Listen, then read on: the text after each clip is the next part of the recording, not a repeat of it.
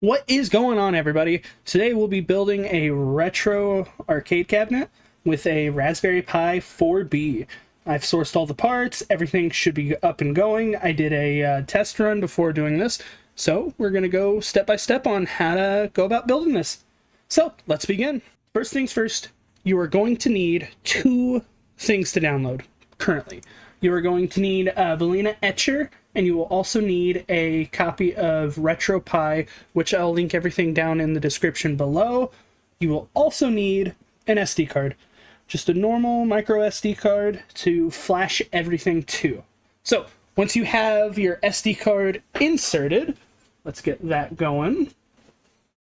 You are going to want to flash from file. Let's go to desktop, RetroPi, select target, select your USB drive, and then flash. Now, you are going to want to let this take its course, and then after this, we'll be able to plug in the RetroPi into a screen and go from there. Okay, now that it is finished, we are going to continue to the next step. We are going to plug in the device. Okay, we are on to the next step. First thing we are going to do is power the device. Now, today we are powering the device via this USB battery bank. Now, the output power is enough to power the device and peripherals. So, we are going to go ahead and plug it into the power port via here. Next, we need an HDMI to HDMI mini to connect to a monitor. So I'm also going to link that, but we are also going to plug that into the device like so. And there we go. Once we have that, we'll move on to the next step. Okay, here we are. So it is booting into RetroPi right now, loading everything, loading all the config files. So another thing you will need is a controller of your choice, as well as a keyboard. Upon initial boot, you are going to see this screen. With your controller plugged in, just follow the on-screen setup. Once you have your Raspberry Pi booted, you have the SD card flashed, you have your controller set, you are going to want to plug in a keyboard, and then we are going to click F4 on the keyboard, and we are going to enter the command line. And this is to enable the Wi-Fi.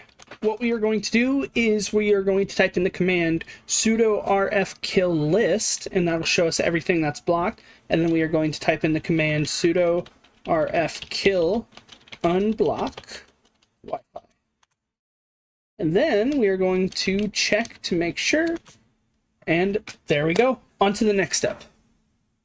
Once we got the Wi-Fi unblocked, we are going to go to the Wi-Fi menu and set up the Wi-Fi the rest of the way. This basically tells us we don't have a country set yet, which we will set up, and let's continue.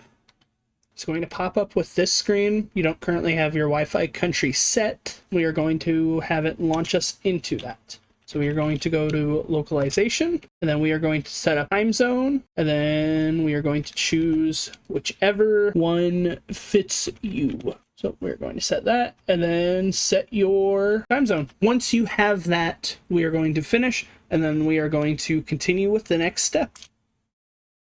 We are going to see this menu. You are going to connect to your Wi-Fi, and then that'll set the IP address, wireless IP, and that'll give us what we need for the next step. We'll continue after you fill out that information. One more thing before we switch over to the next one is we are going to want to set up SSH.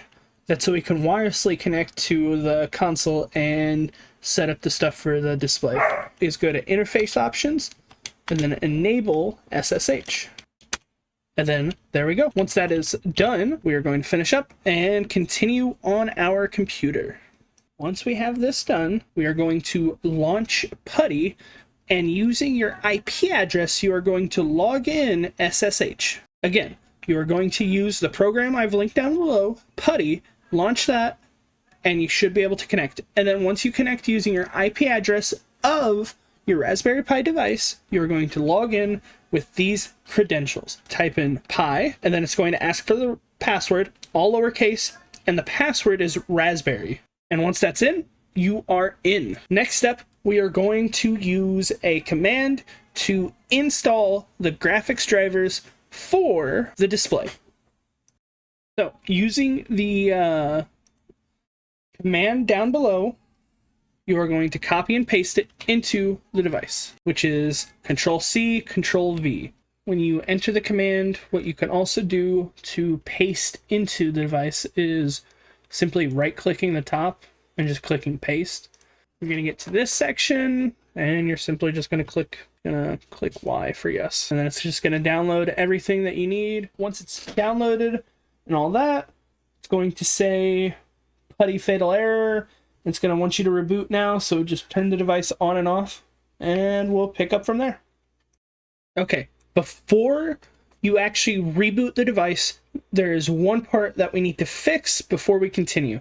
So if you got to take out your SD card, plug it into your computer, like before, go into the config file, the config.txt. Now, there's a simple error that just needs to be fixed, so what you're going to do is simply delete that hashtag and go ahead and save. And then we are going to boot the device, and I'll see you then. Once we have the device loaded, booted, it's going to take a few minutes, but we are going to have this screen, which means we are ready to assemble the device. We have everything disassembled, so what we are going to do is plug in the extra parts that we need to continue. So first we are going to plug in this GPIO extender. That's so not only can we utilize the heatsink, but we can also utilize the display, all built together. So all of this will also be in the description down below. So next up, we are going to follow the instructions for the heat pads. Okay, go ahead, grab the heat pads, and they are going to show you exactly what you're going to do. So it is a pretty simple process. So you're going to make sure to grab each of the sizes and place them properly where they're supposed to go.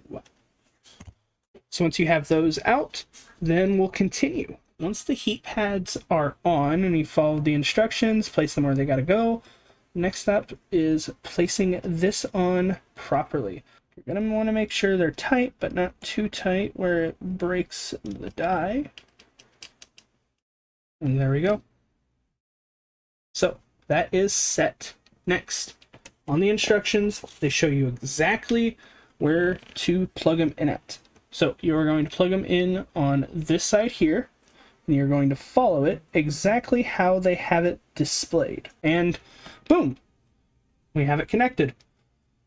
Next piece I suggest connecting now is the GPIO extender for the screen. We are going to want to match that up and plug in like that. Next part is real simple. We are going to take the arcade cabinet body that we have placed together. Now, the design is going to have two options. There's going to be a full AMS option where all of this is put together, where it has the panels all intact, where you don't have to worry about popping these panels in and gluing them. But I wanted to give both options just in case whoever wanted to do whatever. So we are going to go ahead and safely put in our device. So what I'd suggest is threading this through here. So I'll give you access. Get it to fit in here. Get it to push up right against there. And then it's going to give us access to two screw holes. So the screws I am using are the ones right here. I'll also list those. They are available on MakerWorld. So we're going to screw them in right here and right over here. One thing I do recommend on getting this one is getting long needle nose pliers and safely just popping it in there. And then go ahead and screw it in. Now that those are screwed in there, we are going to next connect the screen. So what I do to connect the screen is force it like this. You're going to want to connect it. You're going to want to connect it like this. Make sure you are lining up the power cables. Now the next thing we are going to do is we are actually going to twist the cables like this and simply slide in the screen into place. What you're going to want to do is you're going to want to put on the top like so. Simply press down. It's in there. What I usually do is I usually take a rubber mallet and softly get the corners until they're on there snug. Once you get the top on like so, it's going to be a snug fit. And then what you're going to do is simply push that inward. You are going to slide the back panel safely down, press in slightly, and just make sure it's in place. And there we go. Look at that. And device is all set up. So the next thing to do is grab your battery bank here.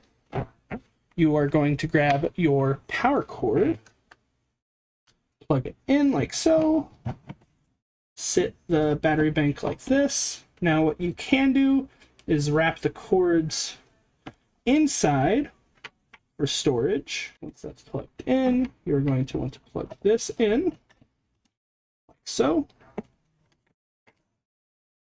And then wait for your device to launch.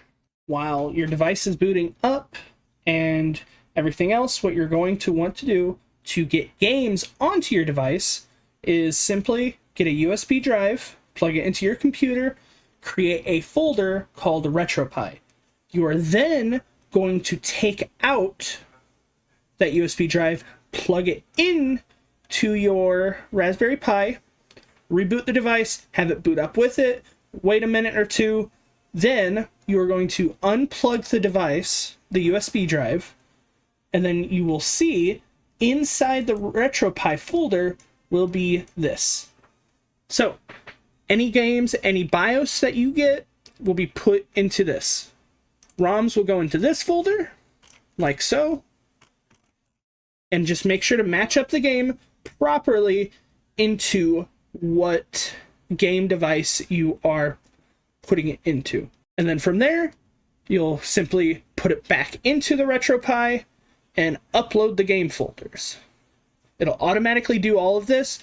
It's an automatic process. So let's head over to the RetroPi. Once you get your games onto your device, you are going to want to reboot. That's so it takes the games off the USB drive, plug in all your peripherals. Once you have the game ROMs you want online, what you are going to do is simply start any game you want. Now, due to the refresh rate of the screen, you might have some like bad frame rate. That's okay. That's just got to take it with the device. So the game launches. So with this device, I would only suggest either retro arcade games. You can also plug this directly into a TV to get a higher refresh rate. But for on-the-go purposes, this is plenty fine. And there we go. That is how you set up a mini arcade cabinet with a RetroPi PC. Thank you guys very much.